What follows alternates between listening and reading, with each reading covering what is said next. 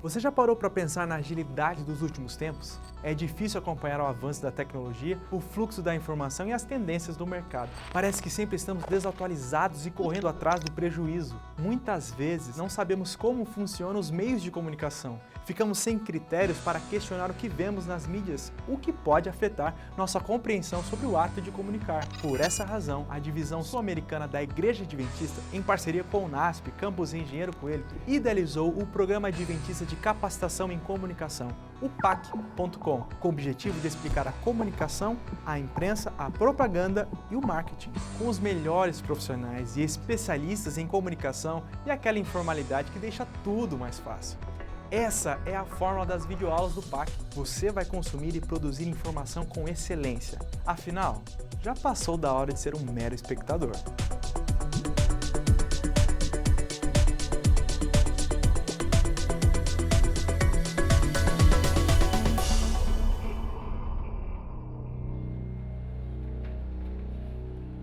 O ser humano vive de forma coletiva. Você pode até querer encontrar situações que alimentem a sensação de solidão, mas na verdade é uma forma ingênua de mascarar uma realidade que, na prática, não funciona. Querendo ou não, estamos sempre nos relacionando.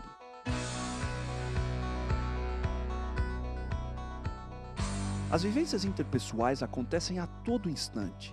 Os problemas, os fatos, as indignações, as pesquisas, os momentos de lazer, a sala de aula, o trabalho, viagens. As possibilidades são tantas que muitas vezes nem mesmo o sono escapa delas.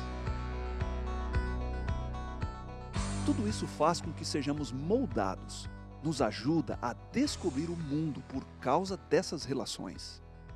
E, ao contrário do que muitos pensam, é exatamente em situações simples desse tipo que o jornalismo se inicia.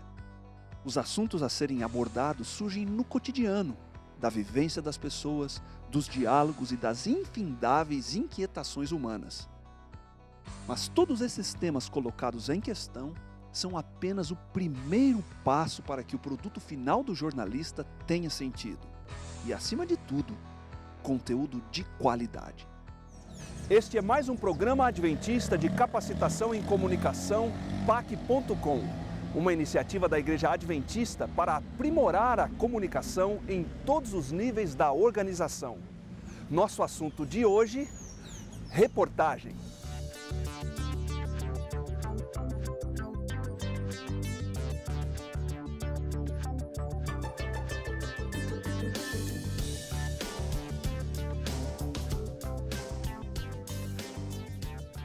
Jornalismo é coisa séria.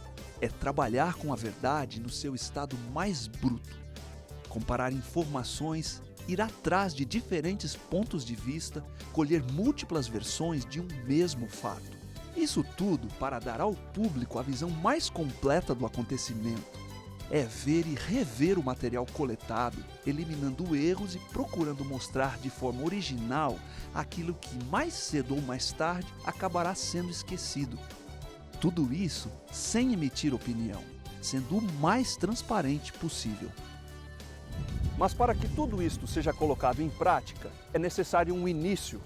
E o ponto de partida de toda reportagem é a pauta, que é o tema a ser discorrido durante a matéria. Um exemplo disto pode ser observado aqui nesta praça. A lei diz que é proibido pescar, mas nem todo mundo respeita a regra. Uma outra pauta pode ser este ambiente como possibilidade para a prática de atividades esportivas e o benefício para a saúde. Se você for ainda mais observador, poderá notar que talvez nesta cidade os garis estejam em greve. Independente da mídia que ele trabalha, seja rádio, TV ou impresso, a rotina é basicamente a mesma.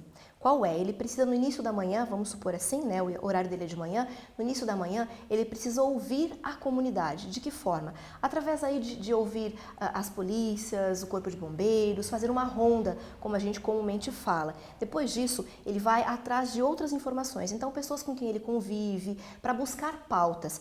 Bom, eu posso dizer que a pauta é uma semente, né? É aquele grãozinho que vai ser germinado, vai virar uma planta que vai ser a produção jornalística. A pauta é uma ideia, mas também não é a gente não pode ver isso de uma forma tão simplista assim, ter uma ideia é já ter uma pauta. A ideia é o primeiro passo, né? Eu tenho uma ideia, eu quero cobrir um assunto, eu acho que isso vai render uma boa matéria, uma reportagem. Aconteceu um acidente, olha, eu vou lá cobrir. Isso é a ideia, né? A partir dessa ideia, a gente constrói um pequeno conjunto de orientações que vão ser entregues ao repórter e essas orientações é o que a gente chama de pauta. A gente tem aqui um grupo de repórteres, a gente tem um diretor de jornalismo. Como é que nasce uma reportagem aqui? Quem que determina? E como é que ela é executada? Quem liga pro motorista? Quem agenda com o câmera? Quem diz que reportagem entra ou que reportagem sai? Como é que isso funciona aqui no meio? O departamento tem um gerente de jornalismo, tem um coordenador, que o gerente evidentemente lida com questões administrativas, etc. O coordenador cuida justamente desses detalhes todos que você falou, né? Quem é o motorista, exatamente quem é o cinegrafista que vai ser escalado para aquela matéria. Mas como é que funciona aqui? Lógico que cada programa tem a sua dinâmica, né? Então, a NT Repórter, por exemplo, a própria produtora propõe a matéria ou recebe uma sugestão de pauta e já agenda ali os temas que vai tratar. No telejornal, já tem uma dinâmica diferente. No telejornal, nós temos uma chefe de reportagem, que é uma pessoa que recebe as sugestões de pauta ou cria, né, pautas novas. A chefe de reportagem, ela monta uma pauta para o repórter, o repórter recebe as informações todas a respeito daquela pauta, sugestão inclusive de quem ele vai entrevistar, onde vai ser entrevistado, etc. O cinegrafista já está escalado, o motorista, etc. E a equipe sai, faz a reportagem, retorna, e quem acompanha, novamente a chefe de reportagem que acompanha o desenrolar todo daquela matéria ali, como vai ser veiculado depois. As pessoas têm uma imagem de que o carro de reportagem vai para a rua em busca de notícia, né? A maioria das pessoas pensa que é assim, que a gente sai atrás de... Vamos caçar notícia, né? E jamais uma empresa de comunicação vai fazer isso, colocar uma equipe de reportagem na rua sem antes ter uma prévia, sem antes existir uma pauta, um endereço, né? Onde a gente vai falar, com quem a gente vai falar. Então já é tudo planejado antes, né? Vocês têm uma reunião diária com toda a equipe ou com os grupos das equipes? Nem sempre com toda a equipe, mas sempre tem as reuniões de pautas, onde são definidos os assuntos que vão ser discutidos no dia seguinte, né? Então, você tem uma reunião de pauta para definir. E essas pautas, o legal é que todo mundo pode ter a participação, todo mundo pode sugerir. Não significa que a nossa sugestão vai ser acatada, mas ela é aberta desde o porteiro, a faxineira, se quiser dar uma sugestão de pauta. As pautas são sempre bem-vindas. Seguindo o modelo padrão de pautas, vamos fazer de conta que estamos elaborando uma matéria sobre os benefícios dos exercícios físicos. Para início de conversa, é necessário colocar qual é a editoria, a área temática que o assunto engloba. Pode ser educação, cultura, economia, tecnologia, mas no nosso caso é saúde. Na sequência, é necessário esclarecer exatamente qual é o tema da reportagem. Depois, faça uma pequena contextualização no assunto para direcionar e dar um pouco de suporte ao repórter. E a partir daí você vai poder segmentar a abordagem da matéria. Essa etapa pode ser colocada em forma de perguntas que precisam ser respondidas no produto final. É necessário também já colocar possíveis fontes, pessoas que possam contribuir com as entrevistas, dados, histórias, para encorpar o trabalho. É importante registrar os respectivos contatos dessas pessoas e sugerir perguntas para cada um dos entrevistados. Por fim, é necessário definir o tamanho da reportagem em número de caracteres ou tempo, além, claro, de direcionar a pauta para o repórter que mais se adequa ao tema. Depois de ter essas pautas em mão, essas informações em mão, qual é o segundo passo? É ir atrás para verificar o que realmente está acontecendo, a veracidade da pauta. Ela realmente aconteceu assim? Qual é a outra versão? É realmente verdade o que está acontecendo? Para que isso possa ser contado para a comunidade da melhor forma possível, para que eles possam compreender o que está acontecendo. Depois de apurar, então, na rua, que seria esse segundo passo, o repórter volta para dentro da redação, do veículo onde ele trabalha, para escrever o texto, para elaborar a reportagem. Vai aí ouvir novamente, né, as entrevistas que foram coletadas, as informações que foram anotadas para montar a reportagem. E o próximo processo, no caso de rádio e de TV, é a edição do material para depois ele ser publicado, ser veiculado, como a gente fala. Existem basicamente 2 tipos de pautas, a fria e a quente. Essas categorias não estão, obviamente, relacionadas às temperaturas dos materiais que você vai lidar, mas sim ao caráter urgente ou não do acontecimento. Se a matéria for explorar um assunto que não está acontecendo neste momento, como por exemplo, falar sobre intercâmbio, mercado de trabalho a jovens, ou ainda tratar da importância da amizade no desenvolvimento humano, esta vai ser uma pauta fria. Se o fato acontece hoje, agora, e não tem como ser registrado em outra ocasião, como por exemplo, um evento, um acidente, a visita de um cantor internacional na região ou ainda um desastre natural, essa pauta é chamada de quente, conhecida também como factual.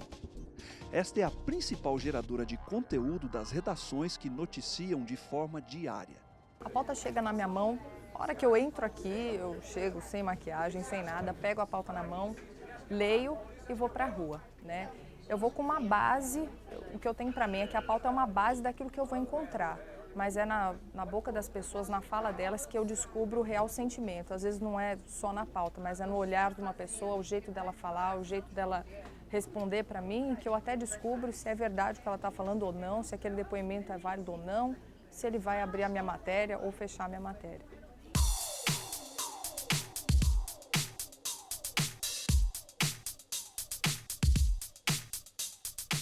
Hoje a gente foi para Rio Claro fazer um assalto a um depósito de bebidas. Aí eu recebi a pauta na mão, sabia que tinha um circuito interno, que pra gente é muito interessante, a gente gosta muito de mostrar mesmo a ação de bandidos, criminosos. Eu sabia que eu tinha essa missão na pauta de pegar esse circuito interno, destrinchar essa história e recontar, porque ela aconteceu há alguns dias. Então minha missão era encontrar esse circuito interno, narrar ele inteiro, desvendar o que essa ação provocou nas pessoas que estavam no depósito naquele momento. A etapa de produção da reportagem é de fundamental importância para que o material final do processo seja completo e esclarecedor. Ligar para as fontes, marcar entrevistas, levantar dados, verificar a logística muitas vezes necessária para a finalização da matéria. Tudo isso deve ser feito com muito cuidado e dedicação, para que você consiga ganhar tempo e, paralelamente a isso, ter um material de qualidade para o seu público. Demorou um pouco para chegar, porque a cidade é muito longe de onde a gente partiu, que foi Campinas, a gente está em Rio Claro. Demoramos muito tempo, então quando a gente chega aqui, o tempo de fazer a matéria diminui. Nosso deadline é o balanço geral, então quanto mais rápido eu terminar a matéria, melhor, porque o pessoal precisa editar uma matéria muito cuidadosa, tem imagem de câmera de segurança, então o editor tem que tomar cuidado, porque ele tem que botar exatamente a imagem que eu estou dizendo, estou narrando no texto. Então agora estou apertada, estou correndo bastante, tentando acelerar todas as sonoras, criando o mais rápido possível, adrenalina no alto, para dar tempo, porque matéria boa é aquela que vai no ar. Eu quero saber de vocês qual a importância de uma boa produção na elaboração de uma reportagem. A boa reportagem começa na pauta, né? Uma pauta bem elaborada, quando ela começa da maneira certa, tende a reportagem toda a terminar bem. Começou uma pauta errada, o sucesso depois da reportagem já fica mais comprometido. Só que o repórter, às vezes, quando vai a campo, encontra uma situação diferente do que estava na pauta, aí acrescenta um entrevistado que não estava na pauta, ou dá um viés diferente, uma outra linha, porque vê que é diferente. A qualidade de uma reportagem não é medida apenas pelo desempenho do repórter, mas também pela seriedade dos seus entrevistados. Por isso, é preciso escolher muito bem as suas fontes de informação.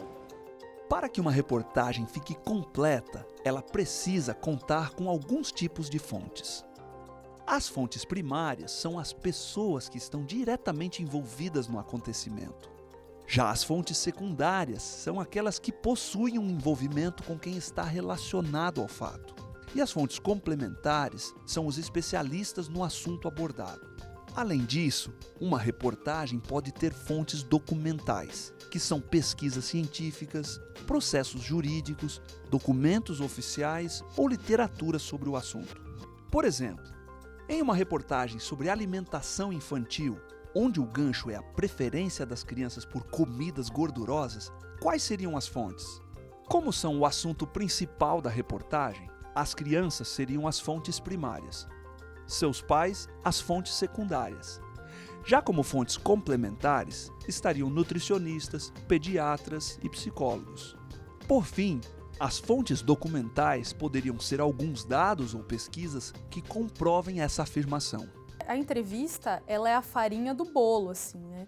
É aquele elemento da receita que não pode faltar no bolo. Você vai fazer um bolo sem farinha? Não, né? Sem farinha de trigo? Não.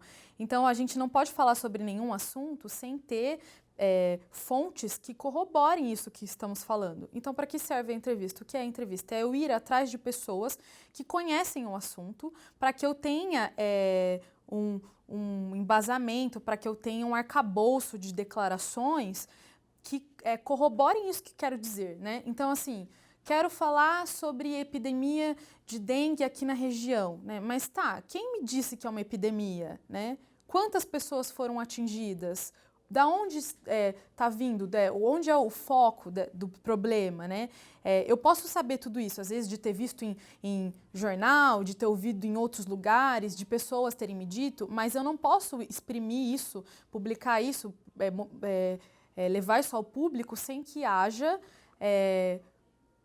um embasamento, um fundamento de pessoas que entendem do assunto. E a entrevista serve para isso. A postura do repórter ao conversar com o entrevistado sempre deve ser não a mais distante possível, mas se colocar numa situação para que você possa aprender com o entrevistado. Quando a gente chega para conversar com alguém, seja alguém leigo no assunto ou doutor nesse assunto, se você se coloca de igual para igual com ele, com essa pessoa, ele não vai te passar as informações necessárias. Agora, se você se coloca abaixo dele, eu preciso aprender com você. O que você tem para me ensinar? Sobre isso, sobre aquilo, a pessoa vai se sentir numa posição confortável para poder te dar as informações que você precisa. Então, a dica que eu poderia dar, se é que a gente pode dar dica, né? É essa, se coloque sempre abaixo do seu entrevistado. Seja humilde, né? Tenha humildade suficiente para poder aprender com o seu entrevistado. E, de repente, quando você chega para conversar, a versão que você tinha talvez não seja bem aquela. O teu entrevistado pode te acrescentar alguma coisa. Então, esteja sempre aberto, pronto para ouvir e aprender também. Lógico que a pauta te dá um embasamento maior, informações que você precisa colocar. Mas é através da entrevista, do sentimento da pessoa que a gente colhe tudo aquilo que a gente precisa mostrar para o telespectador, mostrar a emoção dela, aquilo que ela está sentindo naquele momento. A gente procura sempre a verdade, né? Embora seja difícil encontrar, a gente sempre procura a verdade de todos os fatos que aconteceram naquele momento. Por isso que é importante a gente, às vezes, faz uma pergunta, depois faz várias outras, volta na primeira para ver se a pessoa estava falando mesmo certo, um trabalho até meio investigativo. A entrevista é muito importante e quanto mais perguntas você fizer, melhor, porque você vai ter mais instrumentos para escrever um bom texto. Então, quanto mais você perguntar, melhor vai sair o seu trabalho. Existe pergunta boba, mas pergunta boba para mim também vale a pena. Para mim qualquer pergunta é pergunta e o que me interessa é a resposta. Mas, para que o entrevistado dê boas respostas, é necessário que o repórter se atente para algumas técnicas que podem resultar em um melhor aproveitamento do conteúdo. Respeitar a pessoa que se dispôs a falar contigo é o primeiro passo para o sucesso na conversa. Mostrar profissionalismo é uma outra questão que pode trazer mais segurança. A simpatia também é fundamental. Não é necessário estabelecer uma relação de amizade com a pessoa, mas ser amistoso gera confiança e, consequentemente, facilita o seu trabalho. Fazer perguntas objetivas e bem embasadas, respeitar a opinião da sua fonte, deixar o seu entrevistado à vontade e permitir que ele fale tudo o que seja necessário são algumas estratégias que contribuem para o sucesso do projeto. Nessa altura do campeonato, talvez você esteja se perguntando: como obter uma fonte?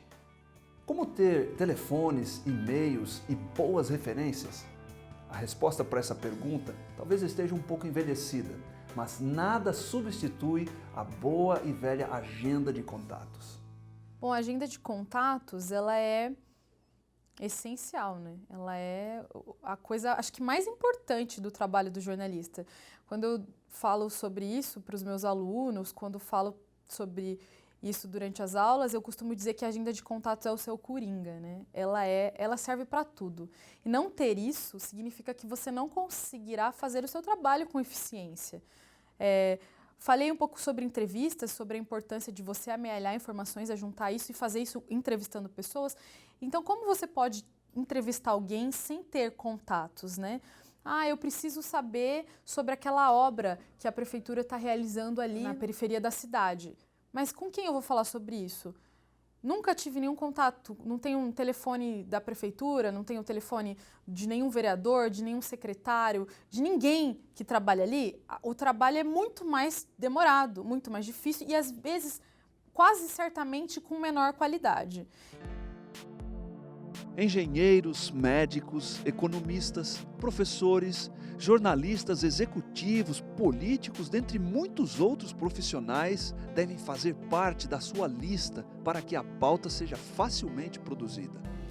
Então, como é que você vai passar uma reportagem, por exemplo, uma notícia de um prédio que desabou no centro do Rio de Janeiro? Desabou um prédio, morreu tantas pessoas, tal. Não, você não vai falar só isso aí. Você vai buscar uma fonte que fala por que aconteceu, o que foi o que a gente fez. Ligamos para os sargentos, ligamos para os coronéis, ligamos para a Defesa Civil do Rio de Janeiro, falamos, conseguimos, e esse é o legal, porque por muitas vezes você acha assim, nossa, mas será que eu vou conseguir falar com tal pessoa? Essa pessoa no meio desse fervo da notícia, será que eu vou conseguir esse entrevistado? É importante você insistir, é importante você tentar, é importante você lutar por aquela fonte, porque é aquela fonte que vai dar credibilidade na tua notícia. Mas existem alguns casos que as fontes são encontradas em um mesmo local. Um exemplo é a cobertura de eventos, que são pautas mais quentes.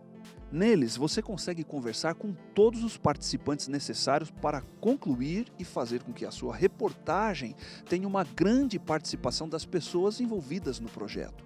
Organizador, atrações, convidados especiais, pessoas que foram afetadas de alguma forma por causa do programa e, claro, participantes do evento. Numa ocasião como essa, o repórter tem um prato cheio de opções. O material, seja ele para internet, jornal impresso, rádio ou televisão, tem a sua produção quase por completa e efetuada. Hoje em dia, no jornalismo, existe um setor muito emergente e em expansão, que é o jornalismo cidadão. Então, embora um membro de igreja possa não necessariamente ser o jornalista responsável pela cobertura de um evento ou para produzir uma reportagem, uma notícia, ele pode servir os veículos de comunicação da igreja ou veículos de comunicação que não são da igreja adventista, sugerindo pautas,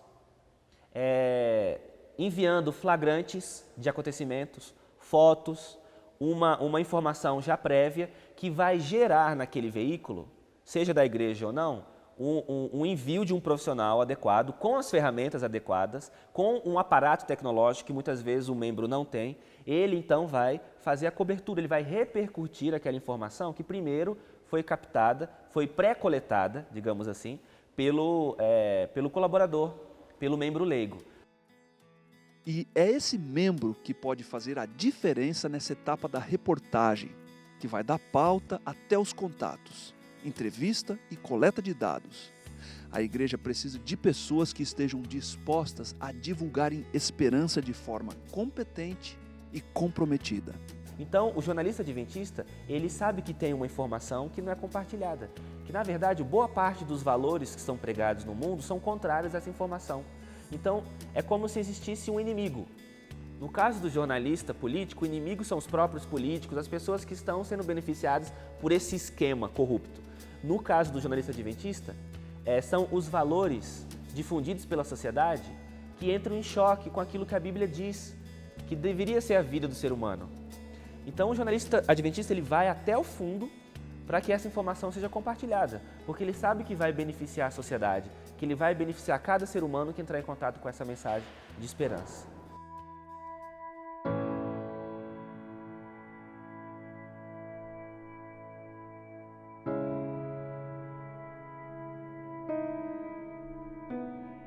E quem não gosta de ouvir sobre esperança, não é verdade? Em um mundo onde a dor, o sofrimento, a rotina da vida estão cada vez mais castigando o nosso dia a dia, é um refúgio saber que existe uma solução que pode ser encontrada na fé. Quando você tem a responsabilidade de produzir um material que vai informar, levar qualidade de vida ou mesmo exemplos de tenacidade e perseverança, tudo isso requer técnica, criatividade, atenção, organização, empenho e, claro, muita devoção. Sim, devoção. O trabalho jornalístico sofre inúmeras influências. E mesmo a pessoa que está, de certa forma, desempenhando esse papel, o trabalho jornalístico sofre inúmeras influências. E deve de fato ser assim. O problema é quando o profissional, ou mesmo a pessoa que está, de certa forma, desempenhando esse papel, não sabe dosar adequadamente as interferências externas que o material venha a sofrer. Quem leva esperança ao mundo deve ter em mente que, acima de tudo, Deus é quem deve ser a maior influência em suas produções. Se você abrir espaço para isso, vai perceber que todos os processos envolvendo um trabalho jornalístico vão ter como propósito final praticar a recomendação cristã de pregar o Evangelho a toda criatura.